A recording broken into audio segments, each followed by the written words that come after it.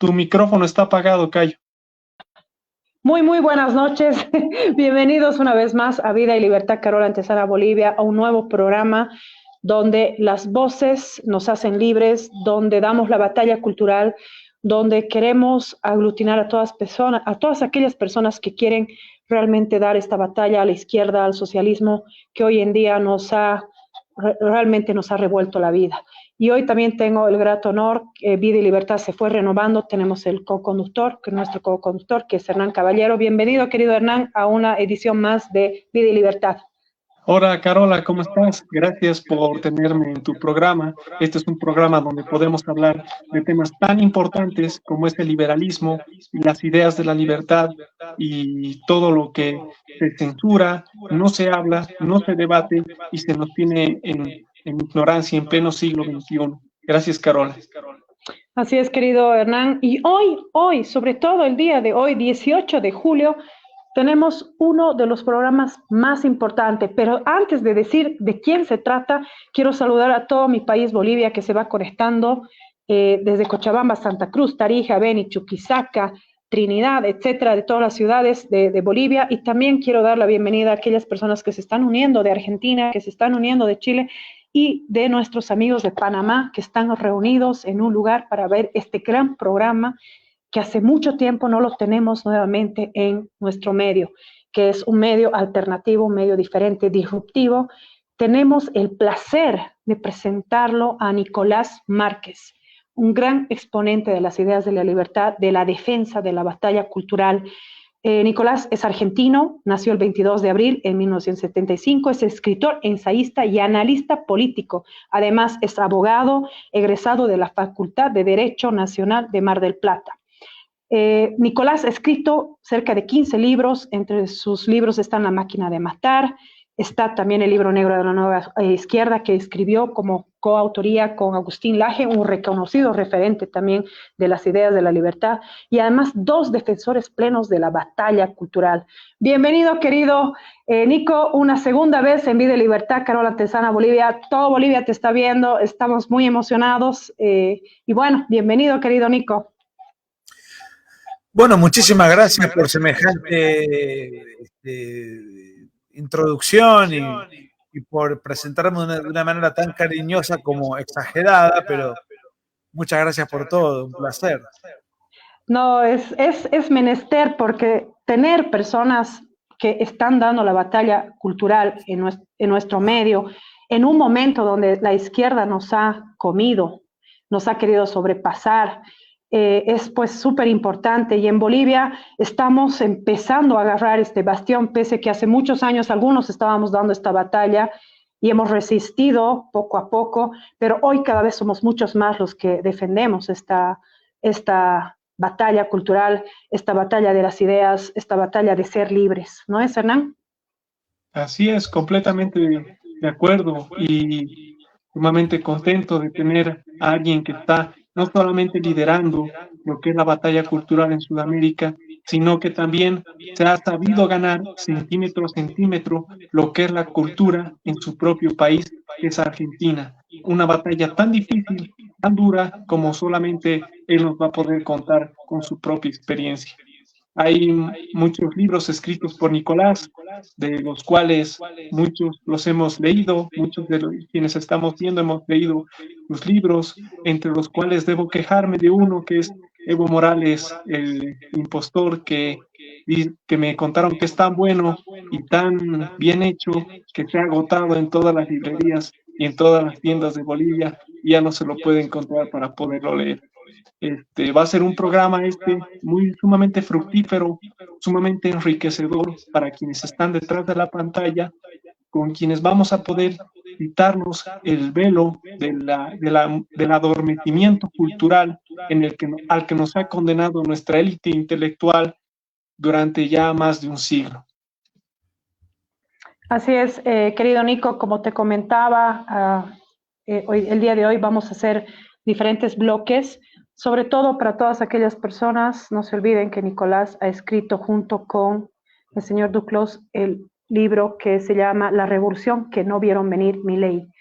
Esta primera parte, querido Nicolás, vamos a hablar exactamente sobre el libro que lo tiene ahí en pantallas. Ya muchos los tenemos, y es más, para todas aquellas personas que se están conectando, al finalizar vamos a sortear uno de los libros con una serie de preguntitas.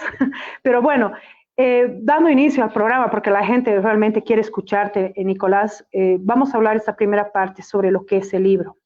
Y la primera pregunta que hemos planteado con Hernán es, ¿qué aspectos de la vida y trayectoria de Milei consideras más relevantes o reveladores para entender su ascenso político? Adelante y te dejo el micrófono. Bueno, muchísimas gracias. Ahora cuando esté en Bolivia, igual el libro de Evo Morales lo voy a llevar. Se acaba de imprimir allá. Una pequeña partida. Yo a Milei lo conozco hace 10 años y tanto Marcelo, que es quien escribió el libro conmigo, también, por diferentes motivos y con diferentes actividades, pero a partir de ahí se generó un vínculo. Milei no era nadie conocido, ni notorio, ni que tuviese incursión en los medios, y de a poco empezó a ser siendo invitado en los medios de comunicación y empezó a ganar notoriedad a punto que después la gente lo empezó a reconocer por la calle, y además por las características histriónicas de su personalidad. En cada programa que aparecía el rating aumentaba exponencialmente. Entonces llegó un momento en el cual él estaba todo el tiempo siendo invitado a un sinfín de programas políticos, económicos, pero también programas de farándulas y de cualquier otra índole, porque los rasgos de su persona abarcaban todos los géneros televisivos. Recuerdo que una vez hicimos un teatro enorme que está en YouTube, donde dimos una charla a Agustín Laje, él y yo, en el 2018. Ahí empezó a haber una cosa muy interesante, porque se cobraba una entrada, que era una entrada muy cara, y sin embargo, no dábamos abasto, quedó mucha gente afuera, y eran todos jóvenes, muy jóvenes.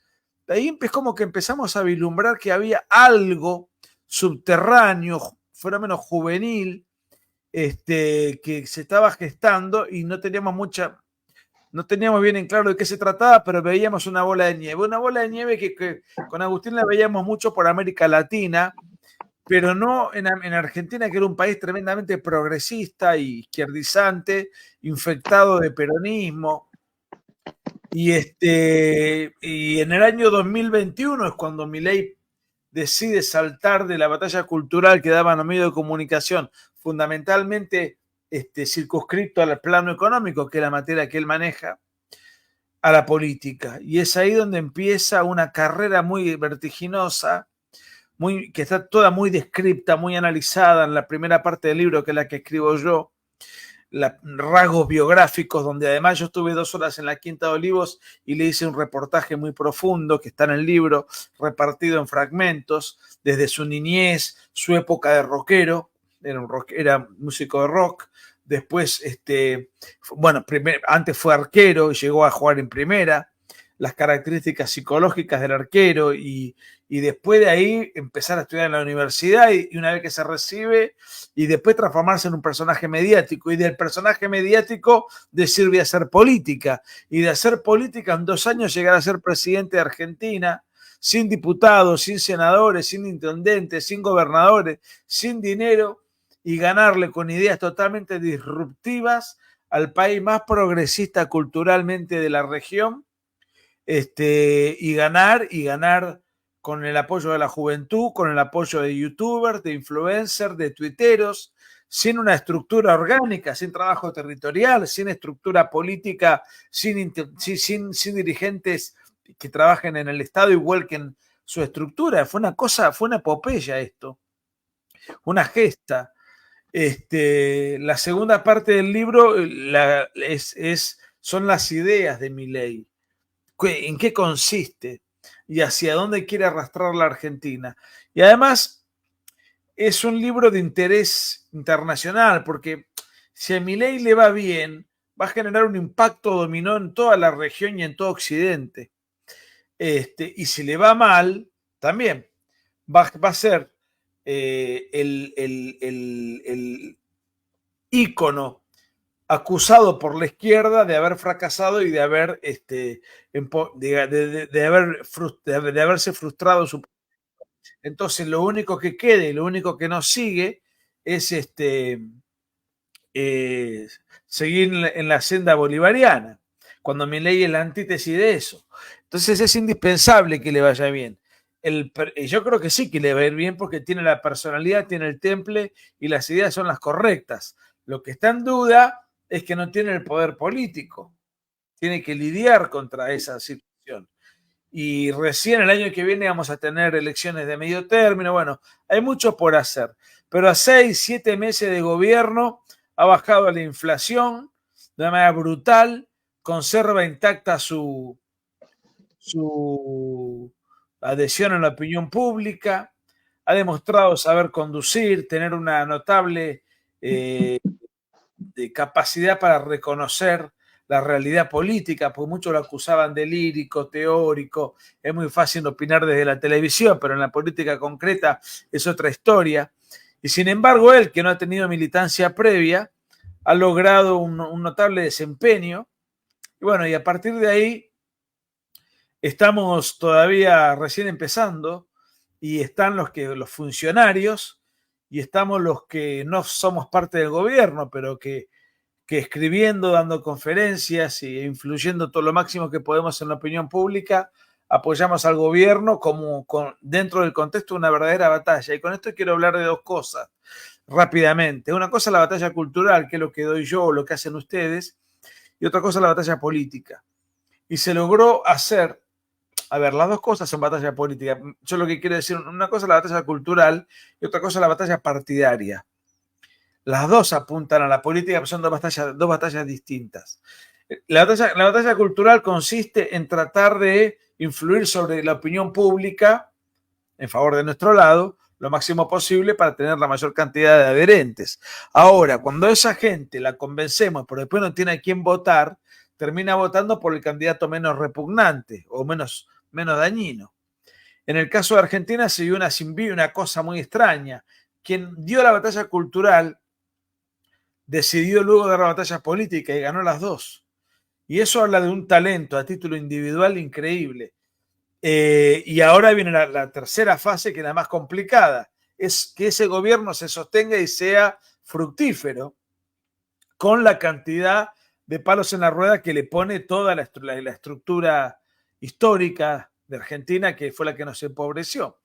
Así que seguimos dando la batalla cultural porque tenemos que seguir manteniendo la convicción y la adhesión en la opinión pública, mientras que quienes están en la función pública dan la batalla político-partidaria, y va a ser una batalla larga, dura 4 años un cargo en Argentina, con posibilidad de reelección. Si Milei está 8 años en el poder, y en Argentina va a ser irreconocible, va a pegar un brinco enorme con sus posibilidades, pero para eso tenemos que mantenerlo, tenemos que persuadir, tenemos que insistir, tenemos que lidiar, tenemos que contraargumentar, y hoy el grueso de la batalla se da en las redes sociales. Entonces son indispensables, más allá de la persuasión personalizada o en otros ámbitos que uno pueda dar. Hoy las redes son indispensables. En una época se decía lo que no está en televisión no existe. Bueno, yo diría que hoy lo que no está en las redes no existe, ¿no?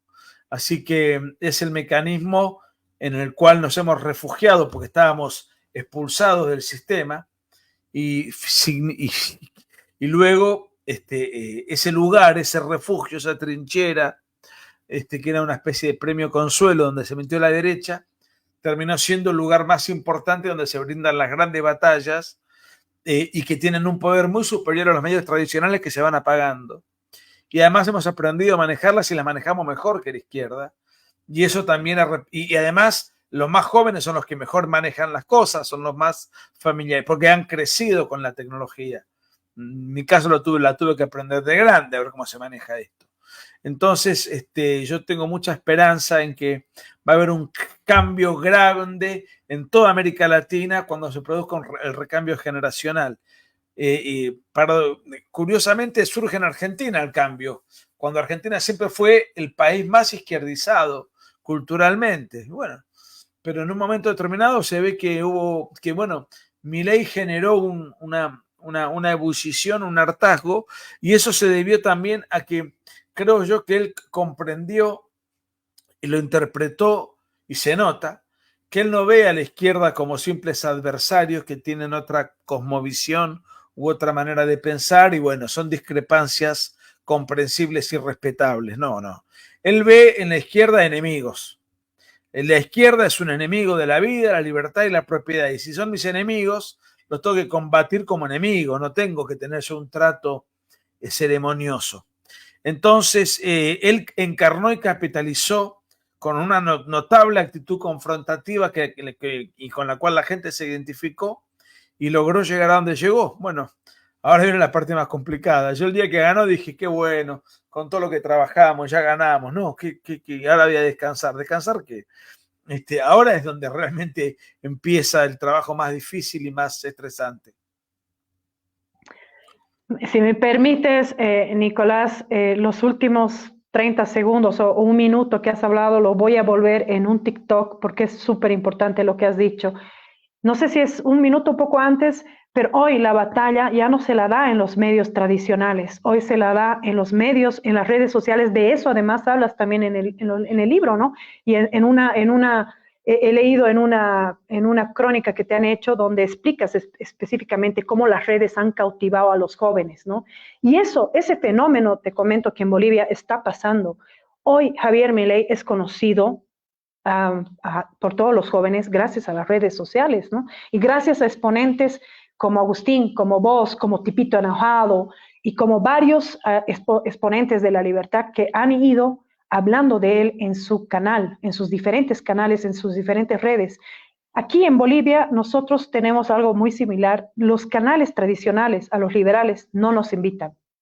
Y si nos invitan es con una serie de preguntas llenas de muletillas para que uno caiga y no pueda responder de una manera transparente porque están tomados los medios de comunicación. Yo soy comunicadora social, he sido periodista y sé cómo son los medios de comunicación, o sea, los medios de comunicación que responden a esa izquierda de la que tú hablas, ¿no? A esa izquierda que lo único que quiere es taparnos los ojos y no hacernos ver más allá, que nos mantiene ignorantes, que no nos quiere mantener informados. Y por eso hoy tenemos que dar gracias a estos medios como Vida y Libertad, como los canales Breakpoint que hay allá en Argentina y otros que están ayudando a difundir las ideas de la libertad y están ayudando no solamente a difundir, sino lo que es correcto, porque hoy sabemos que la izquierda ha cumplido un ciclo y está empezando a caer. Y esperemos que Milei sea el bastión de la libertad para América Latina, que es la esperanza que tenemos nosotros como bolivianos. Pero obviamente a nosotros nos falta mucho camino por recorrer, por eso es que los tomamos ustedes como un ejemplo de vida y espero que muchos políticos que nos estén viendo ahorita en el canal aprendan cómo se hace política, que no se agarra de los mismos parásitos de siempre, que se tiene que tener un tema de exponentes verdaderos, que no hayan estado sucios anteriormente con políticas de izquierda. Eso es muy importante lo que tú dices.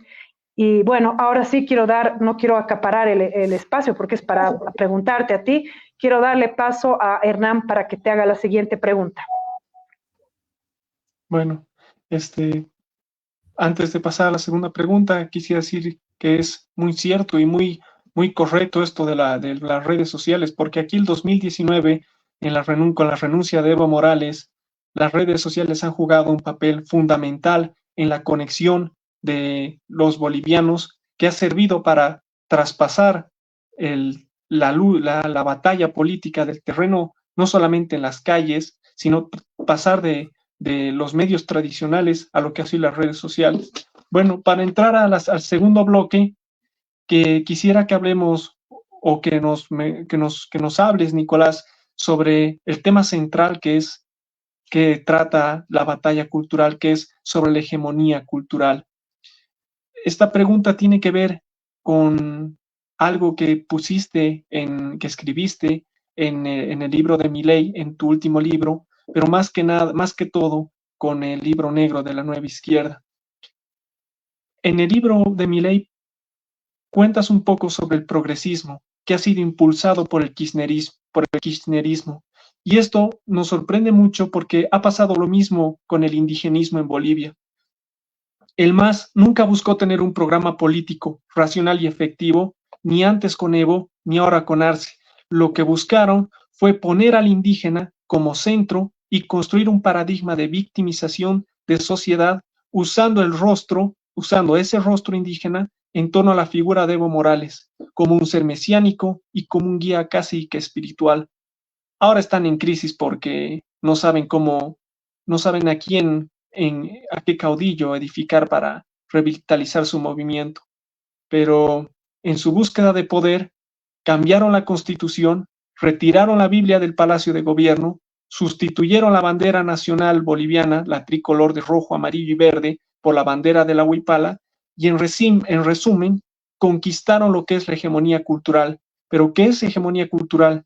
Y aquí Nicolás nos va a explicar hondamente qué es este término, pero quisiera dar un dato de lo que este ideólogo García Linera, un funesto ser para la democracia, para la historia y lo que ha sido el último tiempo, en las últimas décadas en Bolivia, dice, la hegemonía es la capacidad de liderar a sectores sociales que no son los tuyos. Así que te pregunto, Nicolás, la hegemonía cultural en Argentina con el progresismo y en específico con la ideología de género, comparte alguna raíz con el indigenismo en Bolivia? ¿Tiene algo en común? Bueno, el concepto de hegemonía es un concepto que García Linera toma de Antonio Gramsci. Antonio Gramsci fue el líder del Partido Comunista Italiano y bueno, estuvo preso durante los tiempos de Mussolini y desde la cárcel hizo una serie de estudios y escribió unos cuadernos, se llaman cuadernos de la cárcel. Yo tengo las obras completas por ahí, eso es tremendamente aburrido y muy pesado, pero básicamente lo que él cuenta es que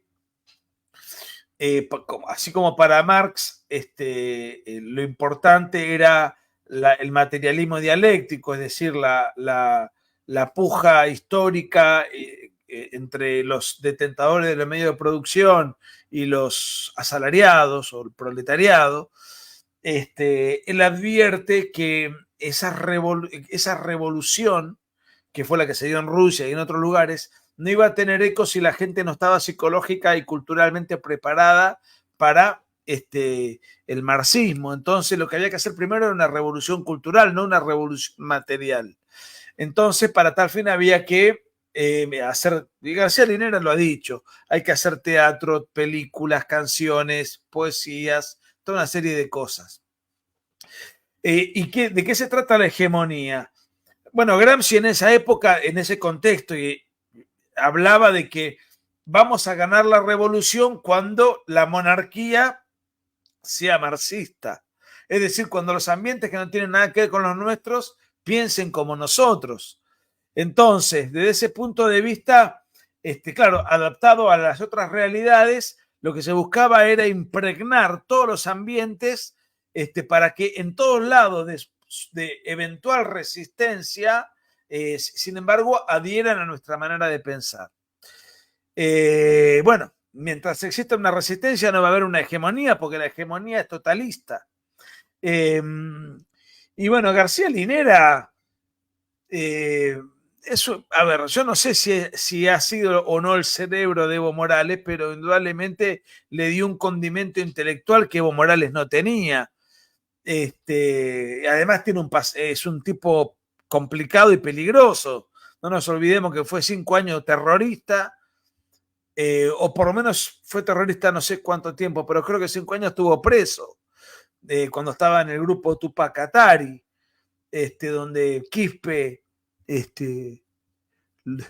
dio a conocer unas infidencias que lo dejaron muy mal parado a él, como hombre, ¿no? Bueno, independientemente de eso, la hegemonía lo que busca es que una idea sea impuesta e instalada en todos los confines, que no haya resistencia. Entonces ahí, cuando esa idea se produce, la revolución se produce por añadidura. Ahora,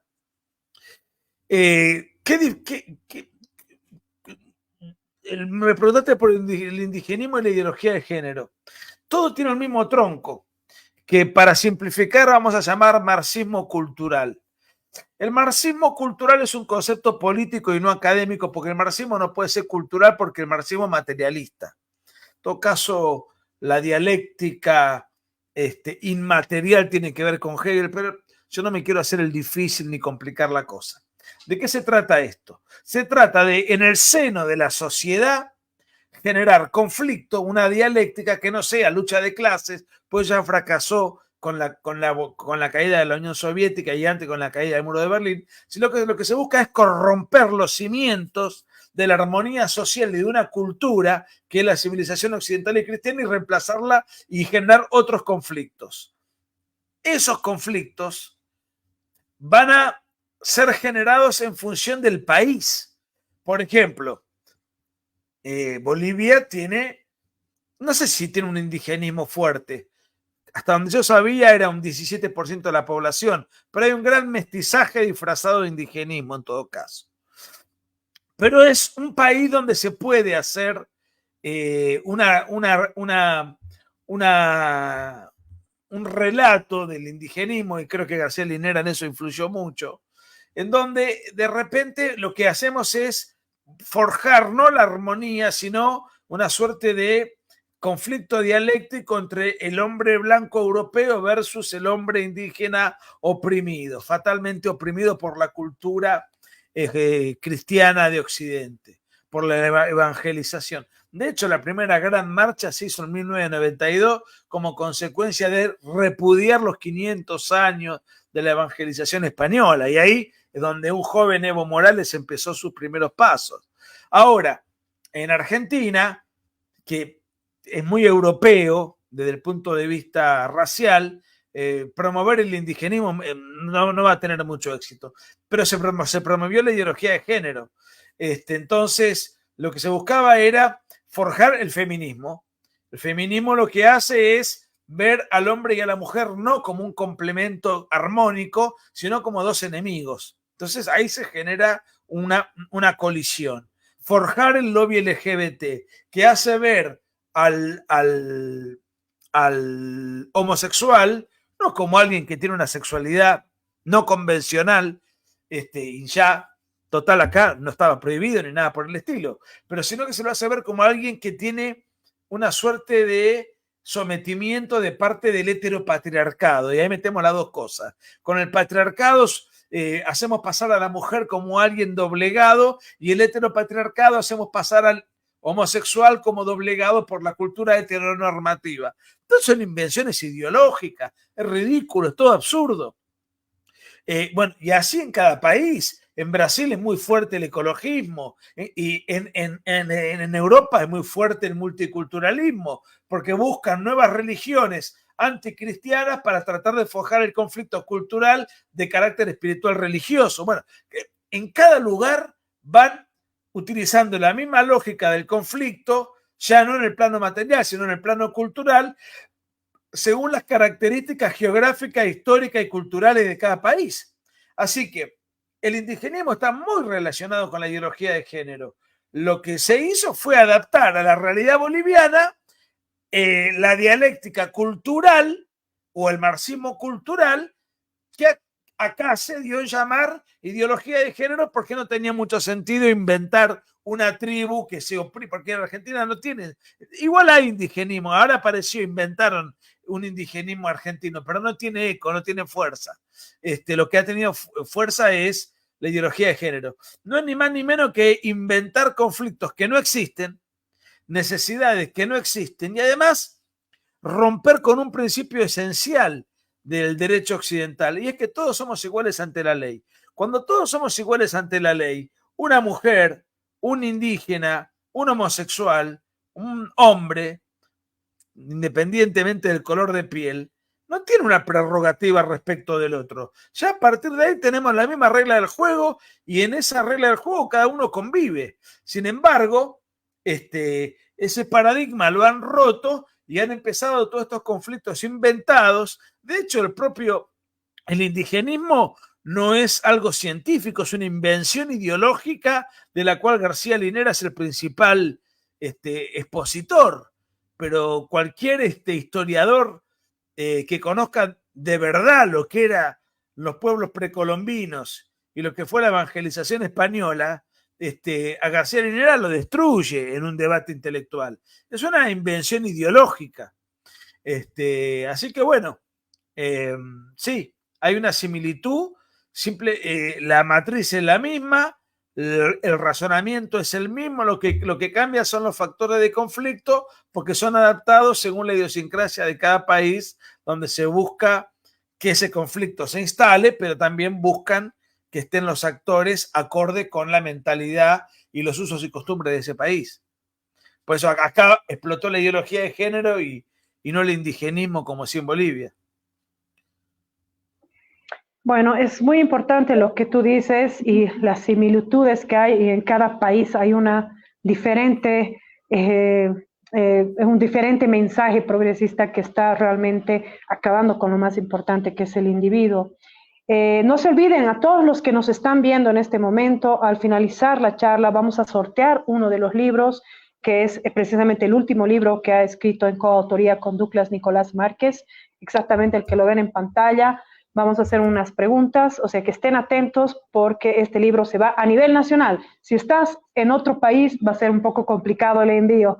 Y este libro está auspiciado gracias a Libertad Literatura, querido Nicolás, que es una librería virtual donde tenemos libros originales de la autoría de tu persona, de Agustín Laje y de miles de exponentes economistas antiguos, liberales, modernos. Y bueno, es una librería donde todo el mundo puede buscarla en Facebook para adquirir algún libro para aprender lo que es el liberalismo. Adelante, querido Hernán, para que continúes con la siguiente pregunta. Bueno, pasando al tercer bloque, quisiera hacer una pregunta que tiene relación con la batalla cultural, con la hegemonía cultural, pero vista sobre todo en el ámbito político que está librando Milei en Argentina. En tu libro, en el de Milei, habla sobre la corrupción en Argentina, que es galopante. Y encuentro que hay mucho parecido con Bolivia. Si bien el aspecto ideológico cultural fue fundamental para que el MAS mantenga su poder político con esto del indigenismo, también fue la corrupción transversal a todo nivel en Bolivia. Cooptaron a líderes políticos de sindicatos, federaciones, confederaciones, cooperativas mineras, empresarios prebendarios de Santa Cruz en el oriente de Bolivia, o sea, empresarios corruptos, para construir su poder corporativo y así mantener a los campesinos y a sectores de la población mediante obras, o sea, manipularlos, mediante obras, regalos, subsidios, canchas de fútbol, museos, el salario mínimo, incluso un doble o un triple aguinaldo. Entre escándalos de corrupción, por supuesto, que haciendo con todo esto no otra cosa que la redistribución del ingreso, lo que en Argentina lo conocen popularmente como justicia social, por lo que subordinaron aquí al profesional, al líder sindical y destruyeron así el sistema meritocrático mientras asfixiaron al sector privado, honrado, que además es pequeño. Entonces te pregunto, Nicolás, ¿cuán importante fue y es que Milei ataque moralmente y frontalmente a la justicia social en Argentina? Esto lo pregunto porque ustedes son el ejemplo para toda Sudamérica, como tú lo decías, y los estamos mirando prácticamente de cerca. La justicia social es algo que viene del peronismo y que fue Eva Perón probablemente la principal vocera, años 50, pero fue tan fuerte, tan potente y tan impactante desde el punto de vista emocional el concepto de justicia social que nunca jamás fue cuestionado, por lo menos no con éxito. Y Milei sí, Milei aplastó y se tiraba de una manera explicando que en realidad ¿qué es la justicia social? Es que un político, esto es muy interesante, Milei asimiló mucho el Estado al político, porque acá siempre existió una suerte de idolatría del Estado, el Estado presente, el Estado te tiene que cuidar, el Estado te tiene que educar, el Estado te tiene que... Pero el Estado está manejado por políticos. El Estado y el político lo mismo. Entonces, Milei, al poner al político tan desacreditado, corrupto, millonario, mentiroso, etcétera, y al asimilarlo al Estado, ¿eso qué generó?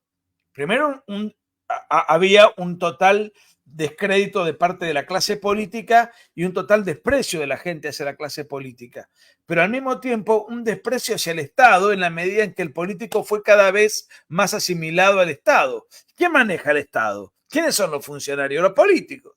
Entonces, ya el concepto de justicia social, que es que un político venga y arbitrariamente distribuya bienes sacándoselos a determinado sector productivo para dárselos a otro en función de su criterio inmoral, ruinoso, vicioso, corrupto, ya empezó a generar una gran desconfianza en el concepto de justicia social. Muy importante eso.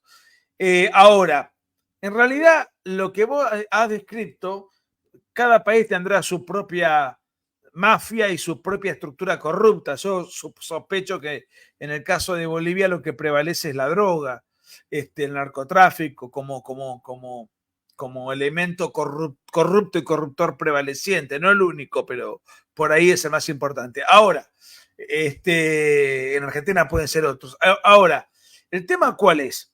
Cuanto más grande es el Estado, hay más corrupción.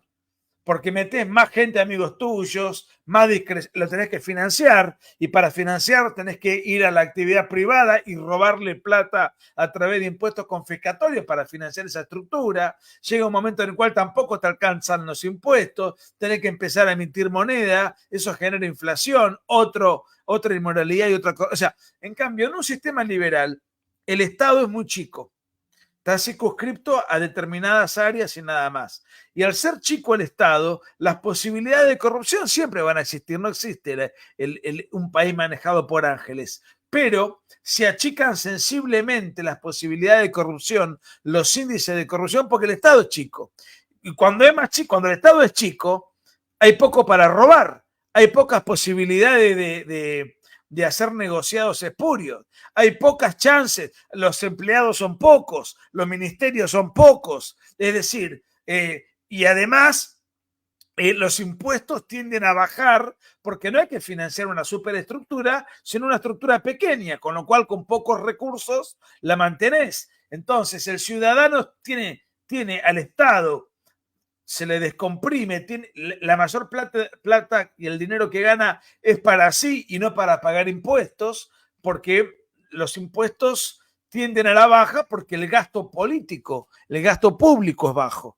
Entonces, el sistema liberal no es que esté manejado por mejores seres humanos moralmente hablando y entonces son menos corruptos. El sistema en sí mismo es menos corrupto. Se presta mucho menos para la corrupción, porque la debilidad humana, la tentación de incurrir en la corrupción ocurre en todos los países y en todos los sistemas. El problema es si vos tenés un sistema que favorece la corrupción o un sistema que desfavorece la corrupción. El socialismo termina siendo, cuanto más se instala, fíjate lo que es Venezuela.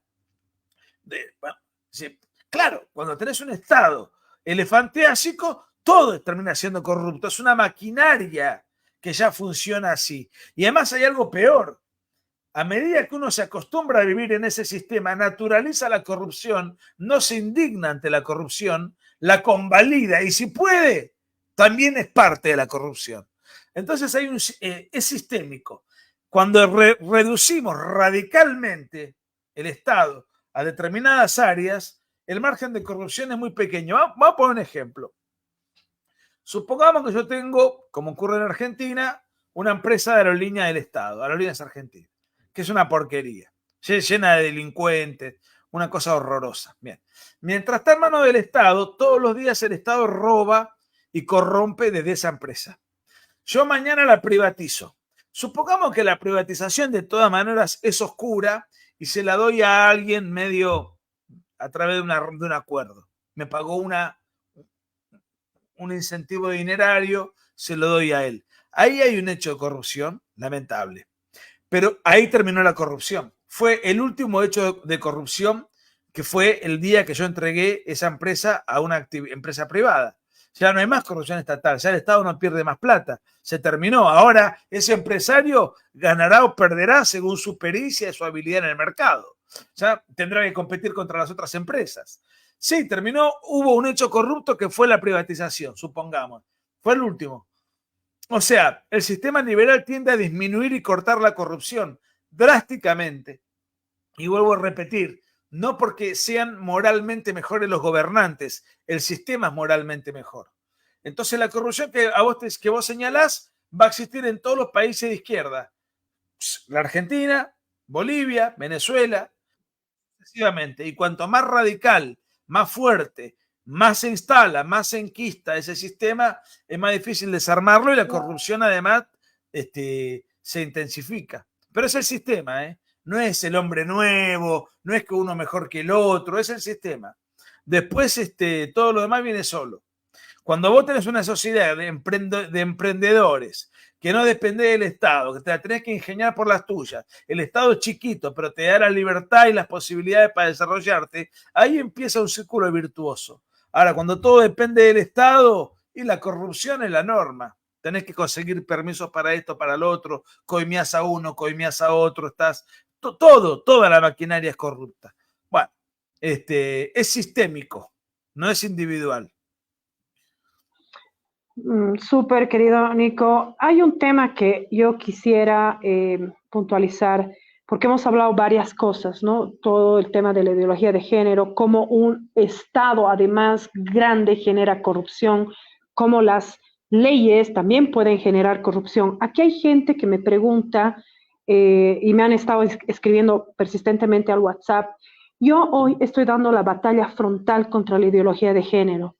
Debo ser una de las personas con mayor referencia quizás en Bolivia, o sobre todo en mi ciudad, que está dando la batalla contra todo este tema de ideología de género de frente, o sea, que tengo un poco de palestra en los medios de comunicación, un poco de gente que me invita a diferentes charlas. Y hoy por hoy estamos dando una lucha muy fuerte con una ley que es la ley 348, que es la ley integral para garantizar a las mujeres una vida libre de violencia, ¿no? Que supuestamente protege a las mujeres de cualquier tipo de violencia. Esta ley se ha implementado el año 2013 en Bolivia. Obviamente es una ley que viene impuesta desde el extranjero y es una copia que vamos viendo fiel a la ley de Argentina, a la ley de España, que tiene muchas similitudes, donde hay 17, hay un artículo donde dice que esta ley supuestamente protege a hombres y mujeres, que es el artículo 5, pero cuando tú lees los demás artículos, solamente protege a personas en situación de vulnerabilidad, pero sobre todo a las mujeres en 17 puntos de violencia. Entonces, anula totalmente la presunción de inocencia del hombre y la igualdad ante la ley. Hoy en Bolivia tenemos, me podría atrever a decir, de acuerdo a lo que hemos estado trabajando con fundaciones, con gente que está ayudando, activistas como en mi caso, tenemos alrededor más de 25,000 imputados por esta ley con denuncias falsas, ¿no? Y esto viene a través de esta ideología de género, ¿no? Porque ya no ven ya no ven desde una perspectiva igualitaria, ¿no? O sea, hombre y mujer, sino desde la perspectiva de la mujer. Y ayer estuve en una charla donde me preocupó muchísimo que una abogada diga que se puede hacer leyes a través de la perspectiva de género sin lastimar al denunciado, ya asumiendo que el denunciado es hombre, ¿no? Yo quisiera que tú, así brevemente, puedas responder a la gente realmente por qué se han creado este tipo de leyes, como esta ley que realmente está yendo contra el hombre, porque no está yendo contra la mujer, está yendo contra el hombre y por ende está yendo contra madres, hermanas, hijas, etcétera, ¿no? Hoy tenemos alrededor de 77 mujeres que claman y nos piden ayuda porque sus padres, hermanos y sobre todo sus hijos están detenidos preventivamente. Incluso ya hay niños a partir de 14 años que están siendo juzgados por esta ley. Esto también responde a un tema de corrupción muy fuerte que ha generado esta ley, que los operadores de justicia cada vez se han corrompido más por dinero, por tener un Estado gigante, etcétera. Quiero darte la palabra brevemente y luego cederle la palabra a Hernán, donde vamos a entrar en el último bloque cambiando un poco el tema, pero sí quisiera que cerremos con esto porque tengo ahorita más de 27, 28, 29, 30 mensajes que me están preguntando qué opinas tú de esto.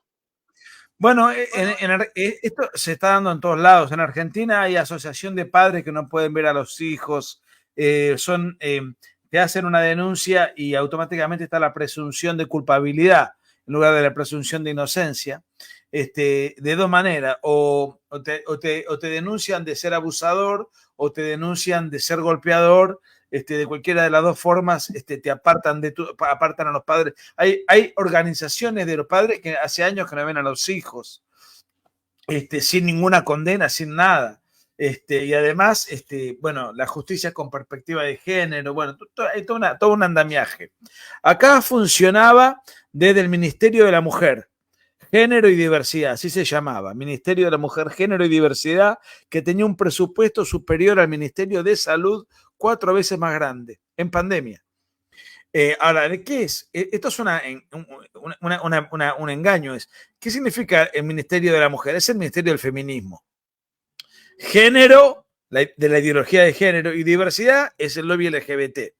Entonces, desde ese ministerio se bajaban políticas públicas, inclusive educativas, para los niños desde la más tierna infancia.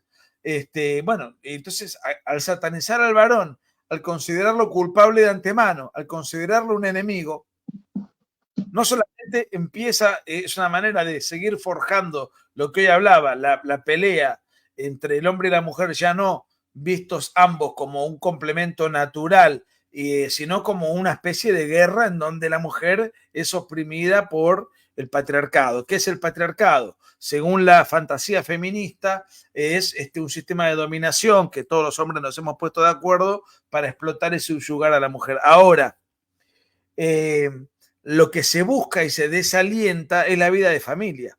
Porque alguno dice, ¿qué tiene que ver un tema? Sí, tiene mucho que ver, porque una mujer que desde chica ya es ideologizada, en donde se le cuenta y se le induce y se le dice que el hombre es necesariamente su enemigo opresor, esa mujer es desincentivada a armar una familia, a buscar un compañero, un proyecto de vida, porque ya de antemano ven el hombre a alguien sumamente peligroso, del cual hay que escaparse. Y la única alternativa que tiene, más o menos directa o indirecta, es el lesbianismo. O sea, hay una especie y esto va de la mano de la ideología de género y del lobby LGBT, y por algo todo es articulado en el mismo ministerio. O sea, hay una especie de incentivo permanente de conductas no heterosexuales, o mejor dicho, de conductas no reproductivas, porque en todo caso, si un hombre y una mujer se juntan, y en todo caso la posibilidad de incentivarla en la homosexualidad falla, bueno, no importa, porque en todo caso se instituye como mecanismo de prevención del embarazo el aborto, que no es prevención del embarazo. El embarazo ya está hecho. Es sencillamente aniquilamiento de las futuras generaciones. Hay una planificación de control demográfico a través de esto. Entonces, anulando el proyecto de... Además, hay otro tema. La familia es un organismo naturalmente enemigo a la revolución cultural. Si la agresión cultural de la afuera intenta invadir a los niños desde la más tierna infancia, pero ese niño tiene una familia bien constituida, va a llegar a la casa y la familia le va a bajar los valores que vienen siendo transmitidos de generación en generación desde hace 2000 años.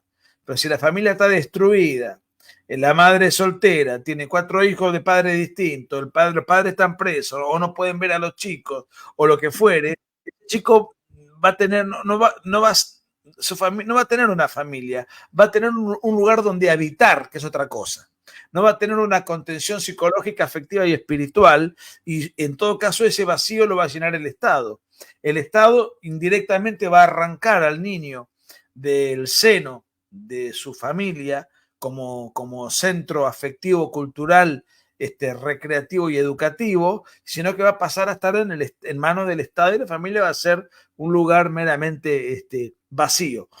Y la revolución cultural entiende que hay que la tradición son enemigos, y las instituciones que más y mejor atesoran y transmiten esos valores, es decir, las instituciones que atesoran y conservan y transmiten la tradición, son la familia y las instituciones religiosas. Y si uno mira cada marcha de género, cada marcha abortista, cada marcha feminista, cada marcha LGBT, ¿dónde terminan? En la catedral o en la iglesia de turno de la ciudad donde se lleva la marcha. ¿Y por qué razón? ¿Qué tiene que ver la iglesia si las leyes se hacen en el Congreso? Bueno, las instituciones religiosas de alguna manera tienen simbolizan, representan la cristiandad, y esa tradición es lo que la revolución quiere destruir, de manera tal que está todo muy vinculado, está todo bastante pensado, bastante pergeñado. Por un lado, desincentivar la vida de familia, porque la familia es enemiga de la tradición, y por otro lado, satanizar al padre para satanizar la figura masculina, para que las proyecciones de vida de familia sean cada vez menos propensas, porque haya una mentalidad prevaleciente de que el hombre es un ogro que hay que destruir y atacar. Con eso destruimos la familia. Al destruir la familia, tenemos una tradición mucho más débil, y al tener una tradición mucho más débil, tenemos un menor freno para que las nuevas ideas puedan ser instaladas. Excelente, Nico. Es exactamente lo que está pasando ahorita en Bolivia. Para que vean todas las personas, ahí está la respuesta y la reflexión de Nicolás Márquez. Es exactamente lo que tú estás diciendo, es lo que está pasando aquí en nuestro país y en muchos países, como tú has dicho, y lamentablemente vienen, imagínate, abogados que hablan que se puede juzgar con perspectiva de género, ¿no? Eliminando la palabra sexo, sobreponiendo la palabra género, dando pie a los 300 miles de géneros que pueden existir cuando el sexo es hombre y mujer, es femenino o masculino, donde están tratando de deconstruir a la mujer en toda su esencia, porque yo veo un ataque frontal a la mujer en esto, donde la mujer ya no sabe decir qué es ser mujer, y donde el hombre se está deconstruyendo de tal manera que está siendo el típico hombre que ya trata de ser frágil en su masculinidad, ¿no? Ya todo es tóxico. Y esto responde a todo lo que tú has dicho, y creo que es una gran reflexión. Algún momento creo que vamos a tener que hacer un programa solo dedicado a eso, porque me están pidiendo eso también, de poder hablar sobre estas leyes que están hoy encarcelando, privando de libertad a miles de hombres, que de verdad, Nico, desde que yo he entrado a esta batalla, hay noches que no duermo pensando en cómo puedo ayudar a esta gente, cómo puedo crear una estructura grande para ir y poder hablar. He estado en la asamblea del Parlamento aquí en Bolivia, hablando delante de senadores y algunos asambleístas sobre este tema, con mucho ataque de los grupos feministas, mucho ataque, pero ya se está poniendo en agenda política. Y eso es importante. Hemos avanzado, quizás no a grandes pasos, pero hemos logrado avanzar un poco en esta batalla de tratar de, yo quisiera abrogar la ley, pero aquí hablan de una simple modificación, pero dar un poco de respiro. Aquí en el live hay gente que está denunciada falsamente, y por eso se están cada vez uniendo más, porque quieren tener ese respiro de conocer qué piensa un país hermano como Argentina sobre este tema a través de tu voz. Te agradezco, ha sido muy linda esta tu reflexión.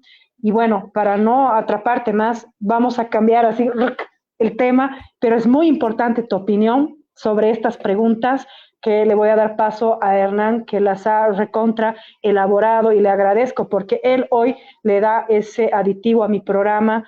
Es una persona que se lee más de 6 libros al mes en temas de liberalismo, ideología de género, sabe mucho. Entonces quiero darle el pie a Hernán para que te haga esta siguiente pregunta, que seguramente vamos a romper un poco el esquema. Adelante, querido Hernán. Gracias, Carola. Bueno, yo intento hacer lo mejor que puedo. Aquí es muy zurda la élite intelectual boliviana y considero que tenemos que sacarlos a patadas, intelectualmente, pero a patadas. Así que no hay otra forma más que aprender y tratar de superarse en lo máximo que se pueda. Bueno, esta pregunta que quiero hacerte, Nicolás, tiene que ver algo con lo que estabas hablando de este plan globalista que está relacionado a este control demográfico y justamente relacionado a una noticia última, muy reciente, con Trump. Hemos visto en las noticias, en todos los medios, que su vida ha estado en riesgo. Y quería preguntarte si el tirador que apuntaba a Trump en Estados Unidos hubiese conseguido su objetivo de eliminarlo, ¿qué implicaciones hubiese tenido esto para Sudamérica frente al avance de la agenda globalista? Oh, lo que pasa es que eso es una especulación muy difícil de probar. O sea, primero, si Trump moría, habría que ver cuál era el sucesor en el Partido Republicano y si el sucesor hubiese podido ganar las elecciones. Ni siquiera tenemos la certeza todavía de que las gane Trump, aunque racionalmente los datos que tenemos es un Trump fuerte, vigoroso, que ha salido fortalecido porque ha sido atacado, porque ha sido herido y la gente enseguida se solidariza con la víctima y encima ve un papel lamentable de parte de Biden, que está senil o por su edad tiene serios problemas cognitivos. Entonces, a partir de ahí es como que de repente decimos, bueno, Trump le va a ganar a Biden. Ahora, si Trump salía de la escena, habría que ver quién iba a ser el reemplazante y si las condiciones están dadas en Estados Unidos como para que haya un cambio de gobierno con las características de Trump, es decir, con una convicción tremenda para dar la batalla cultural, y de hecho la ha dado, porque incluso Trump, cuando se fue del poder, la Corte Suprema que él puso fue la que le devolvió a Estados Unidos la vida desde el nacimiento. No, yo no te puedo responder qué hubiese pasado. Lo que yo sí te puedo decir, porque no sé, es imposible saberlo. Lo que yo sí te puedo decir es que si Trump gana, y yo creo que va a ganar, va a ser excelente porque vamos a tener a la primera potencia mundial dando la batalla contra la agenda progre globalista, con un Trump en impecables condiciones, más convencido, más persuadido. Yo creo que va a ser una excelente noticia para contrarrestar el color rojo que infecta gran parte del continente, incluido la Argentina, hasta la aparición de Javier Milei, que iba desde Canadá hasta la Argentina, una cosa tremenda.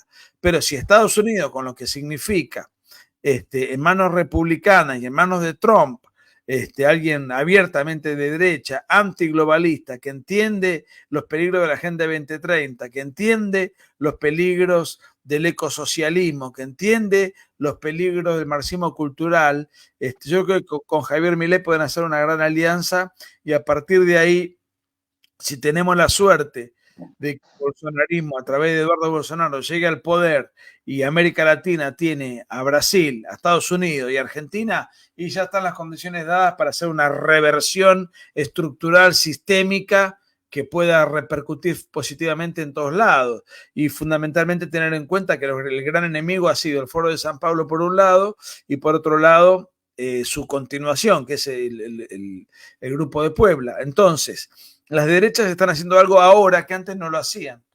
La izquierda se juntaba en cónclaves, hoy mencioné Foro de San Pablo, Grupo de Puebla, la Internacional Progresista en Europa, bueno. La derecha no, era como que cada partido era propio de su propio país y no interactuaba con los demás. En cambio, a partir del auge de la CIPAC y de los convites que hace Vox, es como que empieza a haber una internacionalización de las derechas. Han tenido un gran éxito en Europa en las elecciones para el Parlamento Europeo. Yo creo que, bueno, ahora se viene la CIPAC en México, me invitaron para fin de agosto. O sea, yo creo que esta comunión de conservadora a nivel Latinoamérica es muy interesante porque empezamos a darle batalla a la izquierda como ellos la dan, de manera internacionalista. Y nosotros estamos empezando a hacer lo mismo. Entonces estamos interactuando, compartiendo experiencias, compartiendo ideas, y los partidos políticos de derecha están empezando a actuar en bloque. Entonces ya somos más fuertes, vamos aprendiendo de la experiencia. Y tengamos en cuenta, para no ser tan pesimistas, que la izquierda en las últimas contiendas electorales, a excepción de México, no le ha ido tan bien.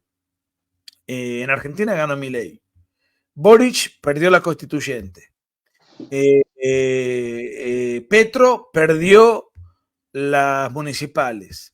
Correa perdió en Ecuador. Bueno, podría en noviembre, muy probablemente, el Partido Republicano ganar las elecciones en Estados Unidos. Entonces empezamos a ver una asociación de cosas. Las derechas europeas ganaron en las elecciones parlamentarias. Entonces, es como que a pesar de que Le Pen no haya ganado en Francia, duplicó el caudal de legisladores en Francia. Entonces, yo creo que estamos recuperando bastante terreno. Si miramos la foto congelada, venimos bastante mal, pero si miramos la sucesión de hechos positivos en favor de nuestro lado, hay muchos motivos para ser optimista.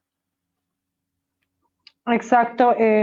Bueno, nosotros tenemos la esperanza. Tú sabes que al año son nuestras elecciones del 2025. Hoy salió una nota muy preocupante que hemos visto con Hernán, que hay sectores sociales que no quieren llegar a las elecciones, ¿no? Que dicen que si se dan las elecciones al año, va a haber una guerra civil aquí en Bolivia. ¿Por qué? Porque tenemos un padrón viciado, porque viciado quiere decir que votan hasta los muertos, Nicolás, niños de 10 años que votan, y con el último censo eso se ha logrado redondear mucho más, porque tú sabías que en el censo, hablando de toda esta batalla, no han preguntado una pregunta que debía haber sido fundamental, solamente preguntaban a qué etnia pertenecías, pero no te decían si te considerabas o no mestizo, no había la pregunta del mestizaje. Entonces, tú acababas diciendo que no te... Sí, no, nos preguntaban en nuestro censo aquí. Sí, todos, no sé bien quién fue el que bajó del barco, pero mis 4 apellidos son europeos. O sea, y lo mismo pasa aquí. Materno y de mis abuelas. Lo mismo pasa de mí, mis 2 apellidos y la de la mayor cantidad de la gente aquí, que no soy colonizados por españoles, es algo que no podemos invisibilizar porque mucha gente quiere dar incluso esa batalla, destrozar todo ese tema del colonialismo. Pero había una pregunta que te decían precisamente a qué etnia pertenecías y no te decían a la raza mestiza, ¿no? Entonces, y además había otra pregunta que responde netamente a la ideología de género, que aquí en casa hemos tratado un poco al censador de manipularlo, sino dejarlo que no responder esa pregunta. Decía, ¿quién es el jefe del hogar? Porque es obvio, la mayor cantidad de gente iba a decir, es el hombre, porque hoy todavía en Bolivia somos relativamente una sociedad conservadora, sobre todo más allá en los lugares, en los pueblos, las familias son muy conservadoras. Entonces es obvio que van a sacar políticas aún más de género, diciendo que en Bolivia existe patriarcado, porque obviamente la gran cantidad de personas han respondido que el jefe de hogar es el hombre, ¿no? Cuando no se dan cuenta que el hombre es el proveedor, el protector, etcétera, ¿no? Pero eso responde mucho, o sea, voy enlazando estas ideas que te las voy lanzando, porque eso es lo que nos está pasando aquí en Bolivia, ¿no? Entonces estamos con todo este quilombo social, político, y tú sabes que hemos entrado a un quilombo económico terrible, donde en Bolivia ya no se conoce el dólar prácticamente. Para conseguir dólares es una travesía. Hoy el dólar de lo que estaba hace medio año, ¿será, Hernán? Medio año atrás, 6 meses, 7 meses, que estaba más, a 6... Más tiempo, un año tal vez, más o menos. Quizás un poquito menos de un año, que el dólar se mantuvo estable durante años, de 6.96 bolivianos, hoy está en 10 bolivianos. Y cada semana sube, y obviamente los proveedores bolivianos que hacen importaciones o que tienen que pagar a sus proveedores extranjeros nos estamos viendo con los brazos atados, viendo cómo subsistir. Eso yo creo es que ha acabado de entrar la izquierda en esta parte económica más fuerte, que ya no existen dólares en Bolivia. No sé si quieres complementar algo, Hernán, para que nos pueda responder Nico, que vea cómo está el panorama en Bolivia, y así vamos a ir a elecciones el 2025 con todo este quilombo social. Dale, Hernán. Uy, creo que se nos ha congelado, Hernán. Pero bueno, es lo que te quería... Lo que quería comentar es que más allá del quilombo social, más allá de la hecatombe, lo que a mí me preocupa de Bolivia y de otros países de América Latina no es tanto el caos que tengan, sino hasta qué punto la oposición al gobierno sea una oposición vigorosa, convencida, con gladiadores que estén dispuestos a dejar el todo por el todo, por la causa, y en este caso por Bolivia, con ideas superadoras, que estén plenamente convencidos intelectualmente y anímicamente, con todo el arrojo y el temple necesario para dar batalla, o es una oposición funcional, pactista, paródica, teatral, como la que funciona en Venezuela, como la que funciona en Nicaragua, como la que funciona en tantos países. Entonces, la oposición, digamos, más allá de las elecciones en sí mismas y del caos con el cual se llega a las elecciones, lo que me interesa es que haya una propuesta genuina de alternativa superadora, auténticamente de derecha y con gente con convicción de cambio. Si es una oposición que juega al negocio democrático para legitimar a los villanos de siempre, y jugar a la democracia como una suerte de parodia, y entonces las elecciones sean antes, sean después, se llegue con hecatombe o se llegue con estabilidad, en realidad lo mismo, es un continuismo del sistema con un agente pseudo opositor que, bueno, reviste la parodia que es funcional al oficialismo. Eso es lo que me han dicho que sucede en Bolivia, y eso me preocupa mucho más que los sinsabores que pueda estar transitando Bolivia con el dólar o con esto o con aquello.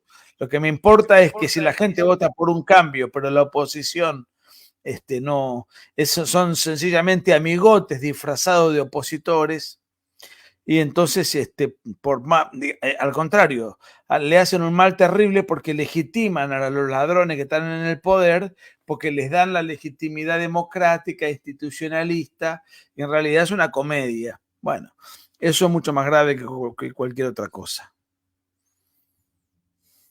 Excelente. Adelante, Hernán, y de ahí pasamos al sorteo, que quiero que te quedes 5 minutos, querido Nicolás, porque es referente a ti. O sea que adelante, Hernán, para ir cerrando un poco esta parte. No sé si quieres comentar algo sobre lo que ha dicho en esta última parte.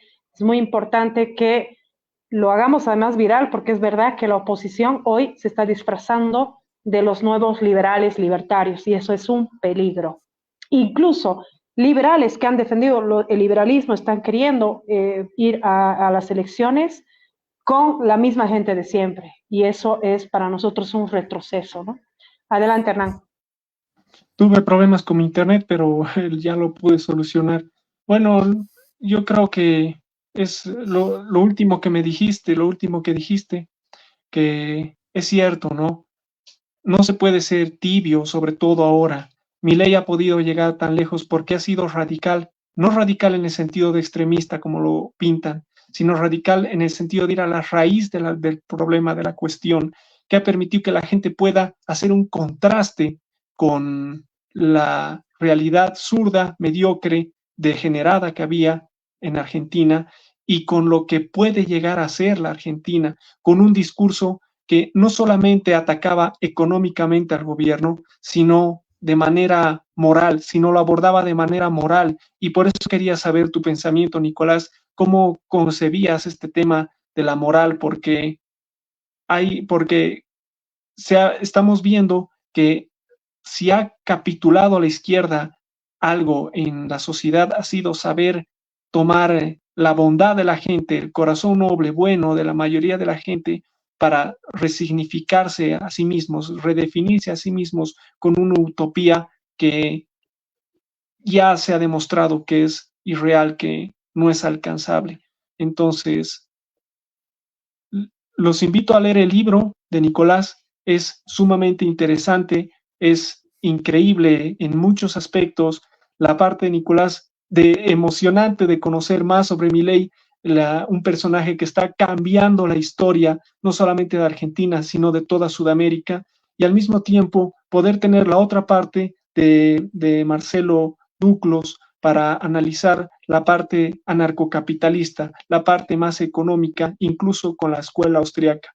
Muy agradecido, Nicolás, y es un honor poder compartir un momento contigo y aprender de lo que nos enseñas porque, bueno, eres de las pocas personas que sigo en las redes que puede decir que ha leído más de, creo que 1000 libros, dijiste una vez, y poder tenerte solo para nosotros 1 hora. No, por favor, estoy muy agradecido, espero verlos en breve. Así que, nada, estoy ha sido una charla muy amable y la voy a compartir mucho en las redes. No sé, busqué un canal mientras charlaba con ustedes a ver dónde estaban, pero no lo pude encontrar.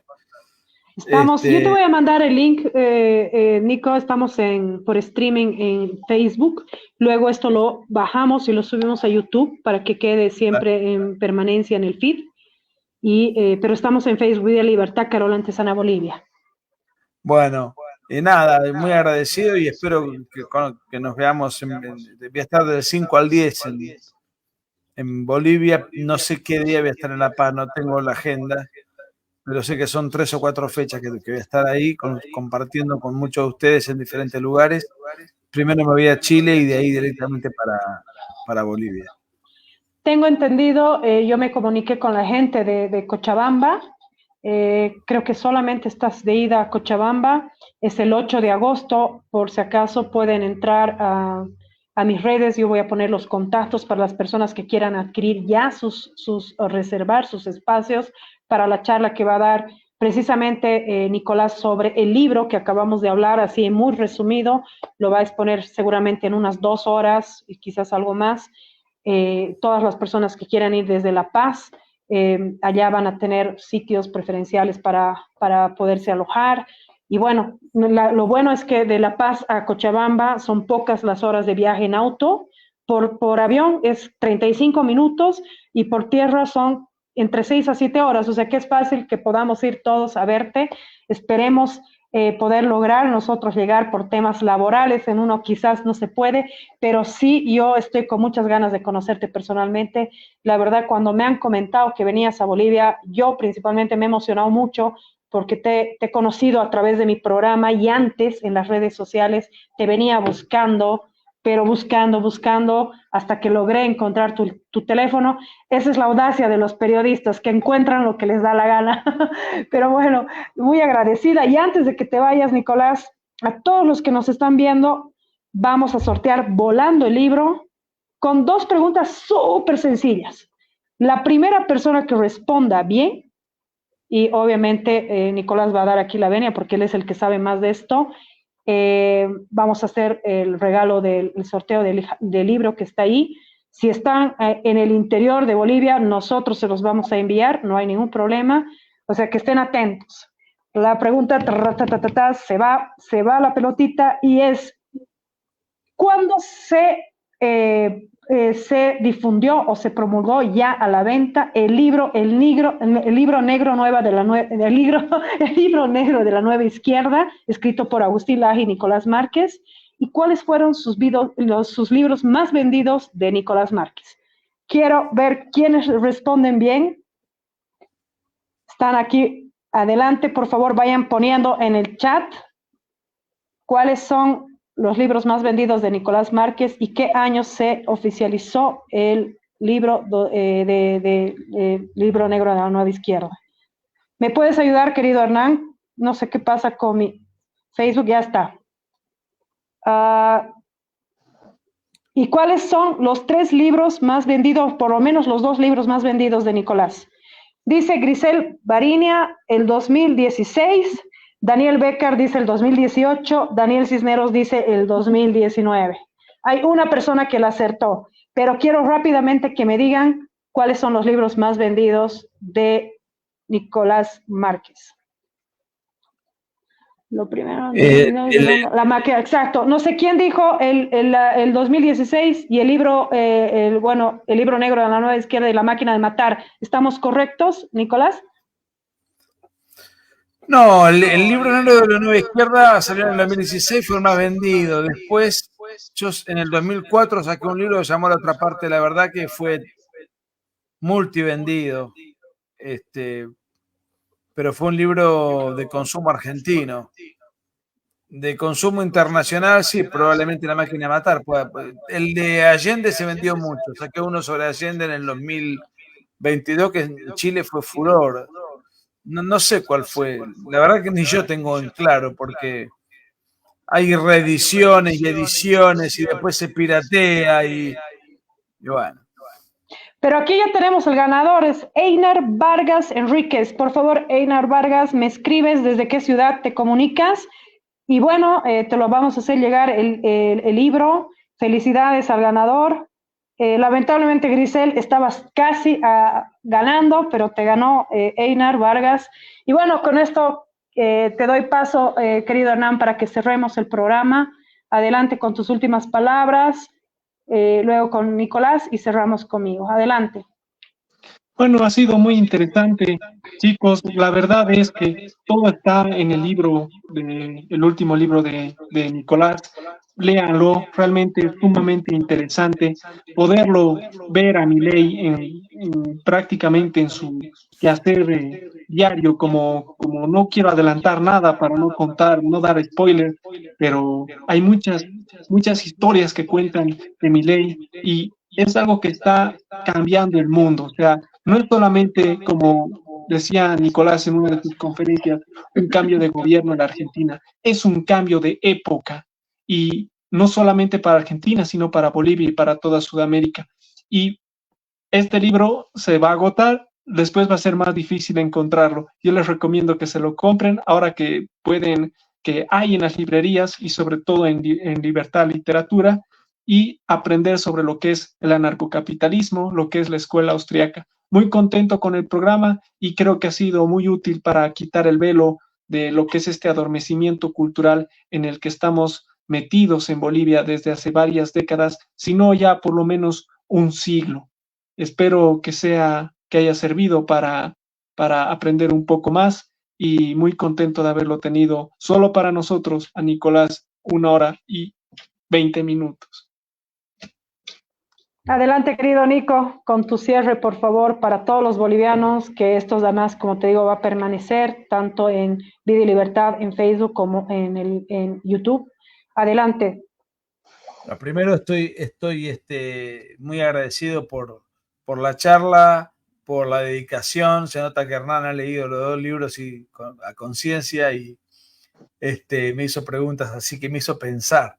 Así que no siempre me pasa, que habitualmente me hacen preguntas y ya tengo la respuesta casi automatizada.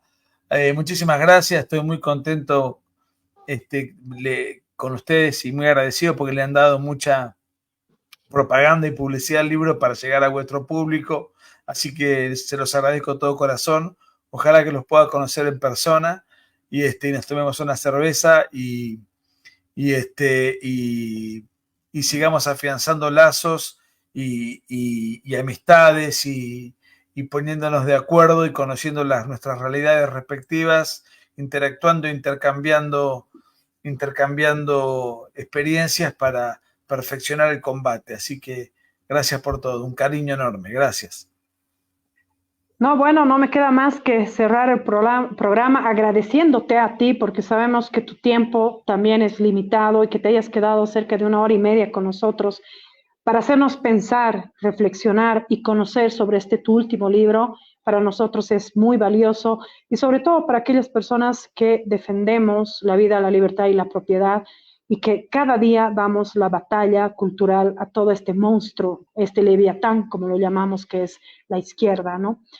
Donde vivimos además en un país que estamos acorralados y que esperamos que el 2025, y si no es el 2025, el 2026 o los años que vengan, llegue alguien como, nunca parecido como Javier Milei, porque no van a haber nunca dos personas iguales, pero alguien que comulgue con estas ideas y que no se disfracen como tantos políticos que tenemos hoy en día, que se están disfrazando de liberales para llegar al poder por tener poder. Por eso yo te agradezco, Nicolás, porque estas charlas sirven mucho para que los bolivianos despertemos de ese adormecimiento que hemos tenido durante tantos años regidos por la izquierda. Te agradezco y agradezco a todas las personas que me han escrito por el WhatsApp, que me han escrito por Facebook, en interno, externo, etcétera. Agradecerte, Hernán, porque siempre le pones esas preguntas que los hacen tambalear a veces a nuestros invitados. Y bueno, esperemos tenerte muy pronto para hablar solamente sobre el tema de ideología de género que hoy en Bolivia está en boga. Gracias, querido Nico. Gracias, Bolivia. Gracias, Hernán. Gracias, Ernestito.